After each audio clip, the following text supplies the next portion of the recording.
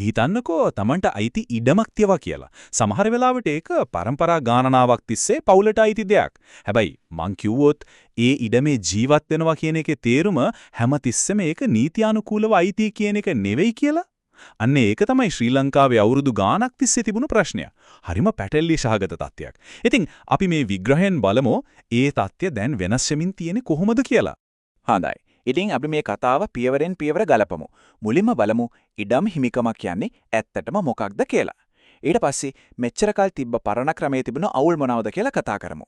ඊළඟට මේකට විසඳුමක් විදියට ආපු අලුත් ක්‍රමය, ඒ කියන්නේ හිමිකම් ලියාපදිංචිය වැඩ කරන්නේ කොහොමද, ඒක පිටිපස්සේ තියෙන මූලධර්ම තුන මොනවද සහ වැදගත්ම දේ මේ වෙනස නිසා ඇත්තටම මොකක්ද වෙන්නේ කියන එකත් අපි බලමු.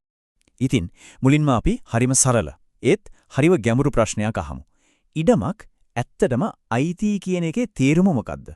ඒක නිකම්ම ඔප්පුවක් වගේ කඩදාසියක් විතරද? නැත්නම් ඊට වඩා දෙයක් තියෙනවද? ඇත්තටම අපි මේ කතා කරන්න යන හැම දෙයකම යතුරු තියෙන්නේ අන්න ඒ ප්‍රශ්නෙට දෙන උත්තරේ. හොඳයි. එහෙනම් අපි කතාවේ හරියටම බහිමු.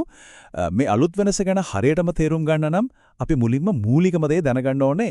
ඒ තමයි ඉඩම් හිමිකමක් නැත්නම් අපි කියන විදිහට ටයිටල් එකක් කියන්නේ ඇත්තටම මොකක්ද කියන එක. මේක තේරුම් ගන්න හොඳම විදිහක් තියෙනවා. හිතන්නකෝ කාර් එකක් ගැන. කෙනෙක් ළඟ කාර් එකේ යතුරු තේනවා, ඒ කෙනා ඒක පදිනවා. ඒකට අපි කියනවා භුක්තිය කියලා. හැබැයි ඒ කාර් එකේ රෙජිස්ට්‍රේෂන් බුක් එකේ, ඒ කියන්නේ ලියාපදිංචි පොතේ නම තියෙන්න ඕන. අන්න ඒකට තමයි හිමිකම නැත්නම් ටයිටල් එක කියන්නේ. ඉතින් කෙනෙක්ට හිමිකමක් නැතුව වාහනයක් පදින්න පුළුවන්, ඒත් ඒක කොච්චර අවදානම්ද? ඉඩම් වලටත් වෙන්නේ අන්නේ දෙමයි. භුක්තිය තිබ්බට හිමිකම නැත්නම් ඒක ලොකු ප්‍රශ්නයක්. හරි. දෙම් හිමිකම සහ භුක්තිය අතර වෙනස පැහැදිලි නේද? එහෙනම් බලමු ශ්‍රී ලංකාවේ මෙච්චර කාලයක් තිස්සේ මේක ලොකු ප්‍රශ්නයක් වෙලා තිබුණේ ඇයි කියලා. අවුරුදු 100කටත් වඩා වැඩි කාලයක් අපේ රටේ තිබුණේ ඔප්පු ලියාපදිංචි කරන ක්‍රමයක්. හැබැයි ඒක ඇතුලේ හරිම බරපතල අඩුපාඩු ගොඩක් හැංගලා තිබුණා. ඇත්තටම මේ පරණ ක්‍රමය හරියට බිම් බෝම්බ පිරුණු බිමක් වගේ. එකක් ඒකෙන් කවදාවත් නිර්වුල් පැහැදිලි අයිතියක් සාතික කොලේ නැහැ. ඉතින් ඉඩම් හිමියන්ට නිතරම නඩු හබවලට මුහුණ දෙන්න උනා. දෙක මේ ක්‍රියාවලිය හරිම සංකීර්ණයි, වියදමත් හුඟක් වැඩි. හිතන්නකෝ සමහර වෙලාවට ඉඩම මනින්න යන ගාන ඉඩමේ වටිනාකමටත් වඩා වැඩි වුණා. ඊටත් වඩා දරුණුම දේ තමයි මිනුම් සැලසුම් හරියට ආරක්ෂා කරන්න කිසිම ක්‍රමයක් තිබුණේ නැහැ. ඒ විතරක් නෙවෙයි, නීති අනුකූල අයිතියක් නැති කෙනෙක්ට උනත් ඔප්පුවක් හදන්න පුළුවන්කම තිබුණා. ඉතින් මේක ලොකු අවුලකට අතවැනීමක් නේද?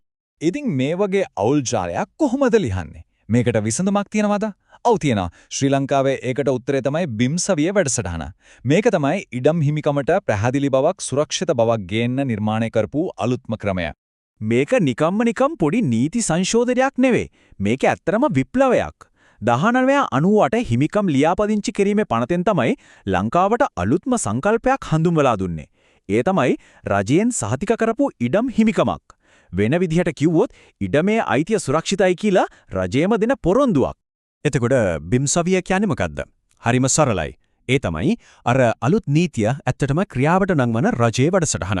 මේ වැඩසටහනෙන් තමයි ඉඩම් මැනලා අයිතියේ ඉතිහාසය ගැන හොඳට හොයලා බලලා අන්තිමටම ස්ථිර රජයේ පිළිගැනීම තියෙන හිමිකම් සාටකයක් නිකුත් කරන්නේ. ඒ කියන්නේ අවිනිශ්චිතකම නැති කරලා ඒ වෙනුවට නිශ්චිත භාවයක් දින එක. හරි. දැන් තමයි වැදගත්ම කොටස.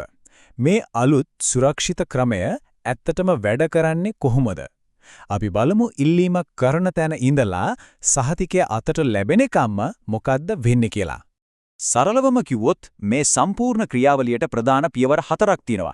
මුලින්ම ඉඩම ප්‍රකාශයටපත් කරලා මනිනවා. ඊට පස්සේ මහජනතාවට හිමිකම් ඉල්ලන්න කාලයක් දෙනවා. ඊළඟට ඒ ගැන නිල විමර්ශනයක් කරනවා.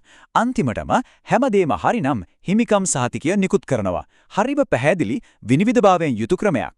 හරි, මේක දැක්ක ගමන් පොඩක් සංකීර්ණයි වගේ හිතෙන්න පුරුවන්. හැබැයි බය වෙන්න එපා.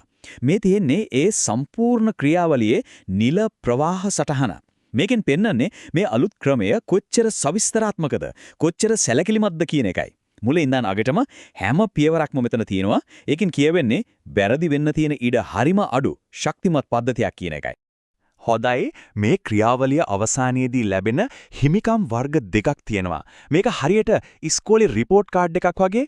පළමු පන්තියේ හිමිකම කියන්නේ A+ එකක් වගේ. නිර්වුල් කිසිම ප්‍රශ්නයක් නැති අභියෝග කරන්න බැරි අයිතියක්. දෙවන පන්තියේ හිමිකම කියන්නේ B එකක් වගේ. ඒකත් හොඳයි. ඒත් සමහර විට පොඩි පැහැදිලි කරගන්න දේවල් තියෙන්න පුළුවන්. හැබැයි හොඳම දේ තමයි කාලියත් එක්ක ඒ B එක A+ එකක් බවට පත් කරගන්න අවස්ථාව තියෙනවා. ඒතකොට කොහොමද මේ B එක A+ එකක් වෙන්නේ? ඒක වෙන්නේ මෙහෙමයි. කෙනෙක්ට දෙවන පන්තියේ හිමිකමක් ලැබුණට පස්සේ කිසිම නීතිමය අභියෝගයක් කිසිම ආරවුලක් නැතුව අවුරුදු 10ක් ඒ ඉඩම භුක්ති විඳිනොත් ඊට පස්සේ ඒ හිමිකම පළමු පන්තියේ නිර්වුල් හිමිකමක් බවට පරිවර්තනය කරන්න පුළුවන්. ඒක තමයි නිර්වුල් අයිතියට තියෙන පැහැදිලි පාර. හරි. අපි දැන් දන්නවා මේ අලුත් ක්‍රමය වැඩ කරන විදිහ. ඒත් ඇයි මේක මෙච්චර සාර්ථක? මේක පිටිපස්සේ තියෙන ලොකු රහස මොකක්ද? ඒකට හේතුව තමයි මේ සම්පූර්ණ පද්ධතියම හරිම සරල ඒත් හරිම බලවත් ජාත්‍යන්තර මූලධර්ම තුනක් මත ගොඩනැගිලා තියෙන එක. මේක ඊයේ පෙරේද හොයාගත්ත දෙයක් නෙවෙයි.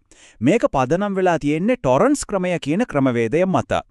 ඒ කියන්නේ 1958 ඉඳන් අවුරුදු 150කටත් වඩා වැඩි කාලයක් ලෝකෙ පුරාම සාර්ථකව පාවිච්චි කරපු හොඳකම ඔප්පු වුණු ක්‍රමයක්. පළවෙනි එක තමයි කැඩපත් මූලධර්මය. හරිම සරලයි. මේක හරියට කණ්ණාඩියක් දිහා බලනවා වගේ. හිමිකම් සහතිකයේ තියෙන දේ තමයි ඉඩමේ වර්තමාන තත්ත්වය. ඒක තමයි සම්පූර්ණ ඇත්ත. පරණ ඔප්පු, ලියකිරීලි ගොඩවල් අවසන්න කිසිම අවශ්‍යතාවයක් නැහැ. පේන දේ තමයි ඇත්ත. දෙවැනි එක තිර මූලධර්මය. හිතන්න ඉඩමක් මිලදී ගන්නවා කියලා. පරණ ක්‍රමේදී නම් ඉතිහාසයේ හිටපු අයිතිකාරයෝ හැමෝගෙම විස්තර හොයන්න ඕන. ඒක හරිම අවුල්සාගත වැඩක්. හැබැයි මේ අලුත් ක්‍රමේදී හිමිකම් සහතිකය හරියට තිරයක් වගේ. ඒකෙන් අර පැටලිලි සහගත ඉතිහාසය සම්පූර්ණයෙන්ම වහලා දානවා. ඒ නිසා බලන්න ඕන සහතිකය විතරයි. තිරේ පිටිපස්සේ මොනවද උනේ කියලා හොයන්න අවශ්‍ය නැහැ. අන්තිම සහ වැදගත්ම එක රක්ෂණ මූලධර්මය. මේක තමයි රජයෙන් ලැබෙන ලොකුම සහතිකය. රජය කියනවා මේ සහතිකයේ තියෙන දේ හරියටම හරි කියලා අපි වග කියනවා. මනයක් රෙජිස්ට්‍රාගේ අතින් මොකක් හරි වැරද්දක් වෙලා පාඩුවක් වුණත් ඒකට වන්දි ගෙවන්නත් අපි සූදානම් කියලා. ඉතින් මේකෙන් මුළු පද්ධතිය ගැනම ලොකු විශ්වාසයක් ඇති වෙනවා. හොඳයි. දැන් අපිට අලුත් පද්ධතියක්, අලුත් ක්‍රියාවලියක් සහ ශක්තිමත් මූලධර්ම තියෙනවා. ඉතින් මොකද මේකේ තේරුම? මේ හැමදේම සාමාන්‍ය කෙනෙක්ට, ව්‍යාපාරයකට සහ මුළු රටටම වැදගත් වෙන්නේ කොහොමද? සුරක්ෂිත හිමිකමක තියෙන බලය සුළුපටු නෑ. ඒකෙන් නිර්වුල් අයිතියක් ලැබෙනවා. එතකොට ඉඩම් අරවුල් අඩු වෙනවා. අරවුල් නැති තැන ගනුදෙනු හරිම සරලයි, ආරක්ෂිතයි. ඉඩමක් ගැන විශ්වාසයක් තියෙනකොට ඒක බැංකුවකට ඇපේට තියලා ලේසියෙන්ම රුණයක් ගන්න පුළුවන්. ණය ගන්න පුළුවන් වුණාම මිනිස්සුන්ට ව්‍යාපාර පටන් ගන්න, ගෙවල් හදන්න, ආයෝජනය කරන්න පුළුවන්. මේ හැමදේම එකතු වෙලා රටේ ආර්ථිකය ශක්තිමත් කරනවා. මේක හරියට එකින් එකට සම්බන්ධ වුණු ධනාත්මක වෙනස්කම් දාමයක් වගේ. මේ උපුටා දැක්වීමෙන් මේ කතාවේ සාරාංශයම කියවෙනවා. මෙම පනත මගින් පුද්ගලයන්ට සහ ව්‍යාපාරවලට ඉඩම් ගනුදෙනුවල විශ්වාසයෙන් යුතුව නිරත වීමට බලය ලබා දෙන අතර, එය ශ්‍රී ලංකාවේ වඩාත් ශක්තිමත් සහ කාර්යක්ෂම ඉඩම් වෙළඳපොළකට දායක වේ. ඒ කියන්නේ විශ්වාසය මත ගොඩනගෙන ශක්තිමත් ආර්ථිකයක්. ඉතින් අපි මේ කතා කළේ නිකම් නීතිමය වෙනසක් ගන්න නෙවෙයි. මේක අනාගතය වෙනුවෙන් දාන ශක්තිමත් අඩිතාලමක්. විශ්වාසය සහ සුරක්ෂිත භවය මත ගොඩනැගෙන අඩිතාලමක්. ඉතින් අවසාන ප්‍රශ්නේ තමයි මේක. මේ වගේ පැහැදිලි සහතික කරපු ඉඩම් හිමිකමක් මත රටත් විදිහට අපිට මොන වගේ අනාගතයක් ගොඩනගන්න පුළුවන් වෙයිද? ඒකට තියෙන හැකියාවන් ඇත්තටම නිමක් නැහැ.